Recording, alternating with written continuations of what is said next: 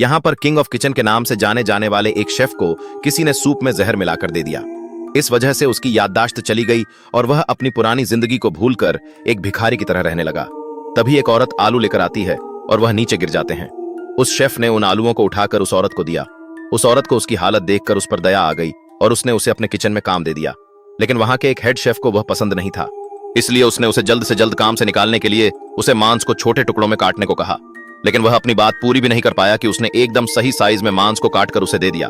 उसके काम करने के तरीके से वहां काम करने वाले सब लोग बहुत प्रभावित हुए। फिर एक दिन हेड शेफ ने उसे अपने बनाए हुए खाने को कस्टमर के पास ले जाने को कहा। वह कस्टमर उस खाने को देखते ही समझ गया कि उसमें कोई कमी है और उसे बिना खाए वापस भेज दिया। इस पर हेड शेफ बहुत गुस्सा हुआ और उस पर चिल्लाते हुए कहता है कि मेरे बनाए हुए खाने पर तुम कैसे कमी निकाल सकते हो। तभी वह औरत वहां आती है और उस खाने को लेकर चली जाती है। वह उसे वापस गेस्ट को दे देती है। जब गेस्ट उसे खाकर देखते हैं तो उन्हें वह पसंद नहीं आता है। तभी उस लड़की के पिता भी आकर उसे दूसरा खाना बनाने को कहते हैं।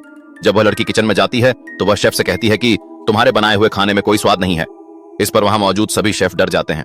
तभी वह भिखारी बना शेफ आगे आता है और गेस्ट को पसंद आने वाला खाना बनाकर देता है। जब वह गेस्ट उस खाने को सूंघता है तो उसे उसकी खुशबू बहुत पसंद आती है और वह उसे खाने को बढ़ता है। तभी वहां काम करने वाला वेटर जानबूझकर उसे गिरा देता है। ऐसा इसलिए क्योंकि उसे दूसरे रेस्टोरेंट के मालिक ने ऐसा करने को कहा था।